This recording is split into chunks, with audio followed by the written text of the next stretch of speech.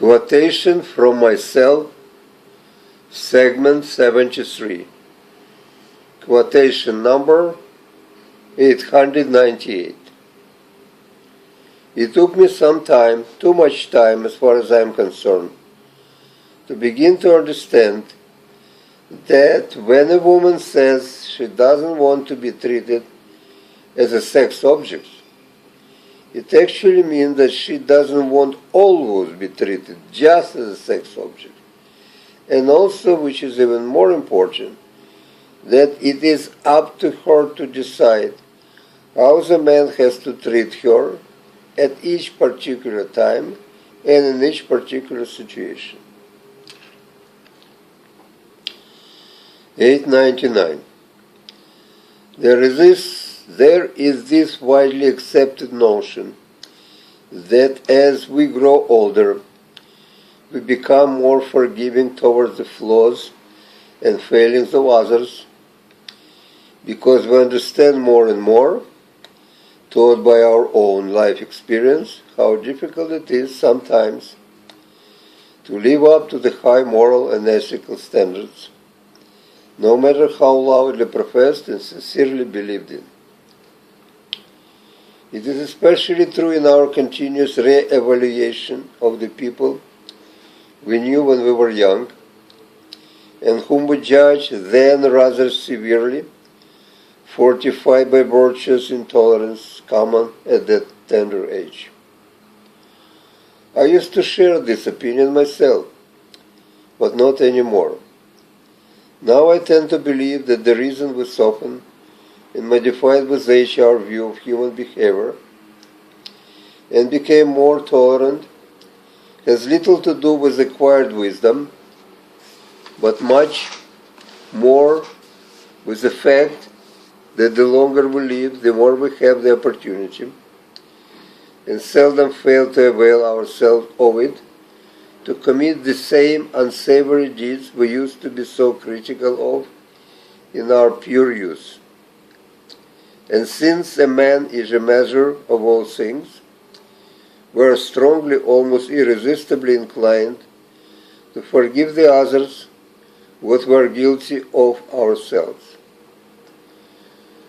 For the virtuous indignation we all display, albeit in a different degree, when we are young, is not the result of the deep and well thought out moral convictions, but rather a judgment of one who is still too young to have had sufficient time to accumulate his own baggage of sins. Then, as the years goes by, our views of other people's action gradually change, becoming more and more liberal, and not because we now understand what before we didn't, but because we do ourselves more and more exactly what we used to condemn, and we are compelled to excuse the others in order essentially to excuse ourselves of the very same thing we found so inexcusable when we personally didn't do them. Thus, as we grow older, we lie more often and accordingly begin to understand those who lied to us in the past. And we also more often treat others badly and naturally begin to be more understanding of those who have hurt us. And so it goes. The more we became like everybody else, which is hardly avoidable for those who live long enough, the less judgmental and more forgiving we become. Is it the acquired wisdom, or is it the acknowledgement of one's weakness and admission and acceptance of defeat? 900. Man looks at the world as in the mirror to see himself. 901.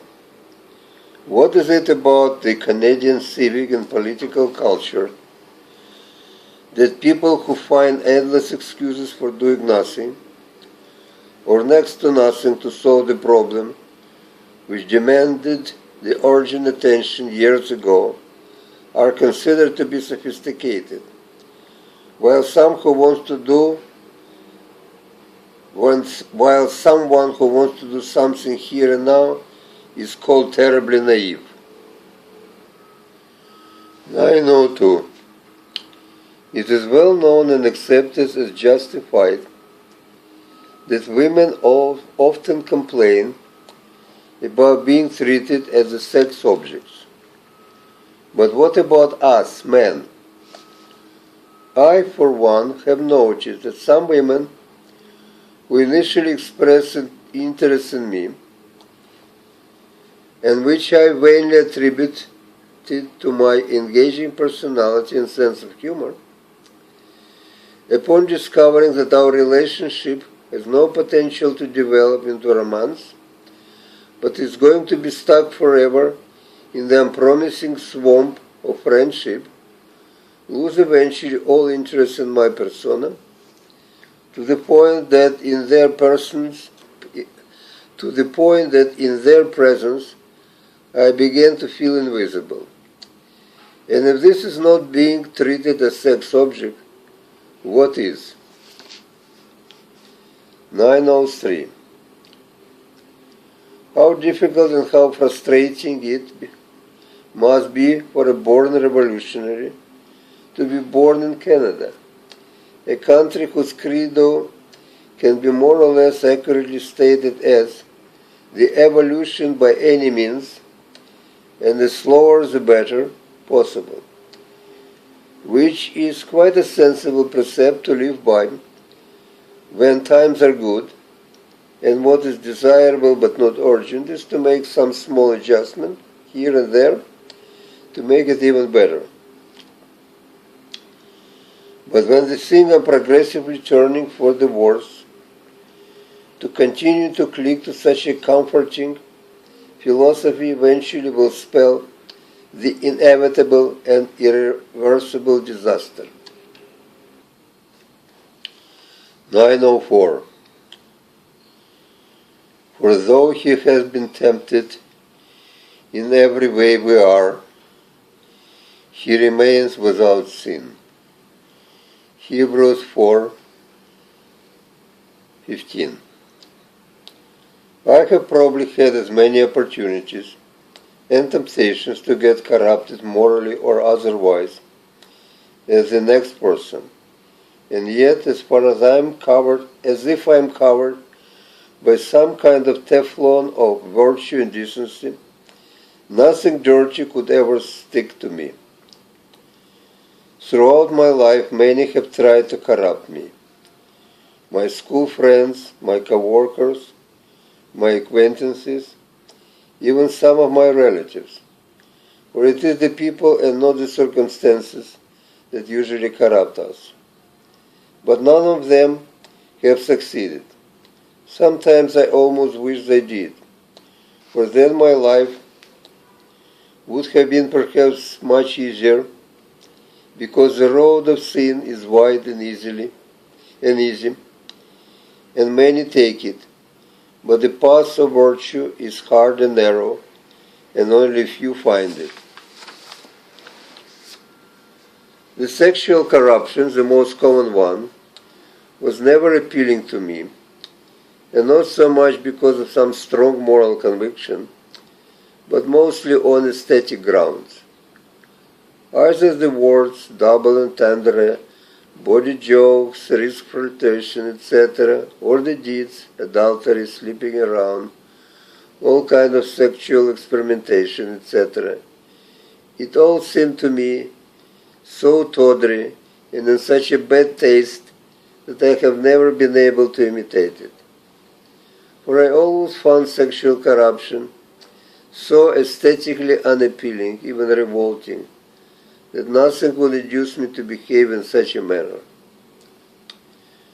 Furthermore, as far as the material and social corruption is concerned, which is only slightly less universal than the sexual one, my social ambitions and material desires were always so weak, or practically non-existent, that no great efforts were required on my part to remain uncorrupted in this area as well. Finally, To be totally honest, perhaps a certain amount of cowardice played an important part in saving me from doing something which could have entailed punishment or other unpleasant consequences. And I am not ashamed to admit it, for the fear is the most useful tool of survival we possess. So, all in all, for the reason mentioned above, and probably some others I can't come up with now, I have remained throughout my life essentially the same as I started it, as innocent as a babe unborn. 905. Most people want to believe, despite the numerous and unmistakable evidences to the contrary, that no matter how crowded the skies are, there is always a place for one more star, theirs. 906. One of the unforeseen and largely unexpected consequences of the recent democratization of art, which has opened the enormous wells of previously untapped creativity, can be observed at first hand, for instance, by going to the poetry reading. It is enough to attend only a few of them to realize that the overwhelming majority, with sprinkling of friends and relatives here and there, of the audience are poets and writers themselves, who come not only to listen, counting on reciprocity to the designated performer, but also to be heard, that is, to have the opportunity to read their own poems at the so-called open set. For many of them, such reading served, to coin a phrase, as an oral publishing, the only kind they probably will ever have. To explain the growth of this phenomenon, one has to accept the regrettable fact of life, that the number of people genuinely interested in arts has always been and still is limited. So, as the more of them became artists themselves, the number of simply listeners and viewers diminishes proportionately.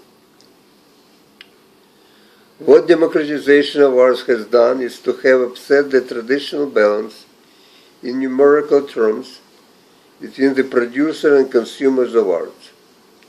Now, instead of audience looking for an artist have to look for an audience. In the world of poetry, it has almost reached a point when it begins to resemble a barter exchange or mutual back scratching, as in, you listen to my poetry and I will listen to yours. This trend is less pronounced in visual arts, still less in music, and almost invisible in TV and movie making. But it is only because in these fields, besides creativity, one needs the increasing amount of money to produce art, which the democratization of art, as powerful as it is, could do nothing about.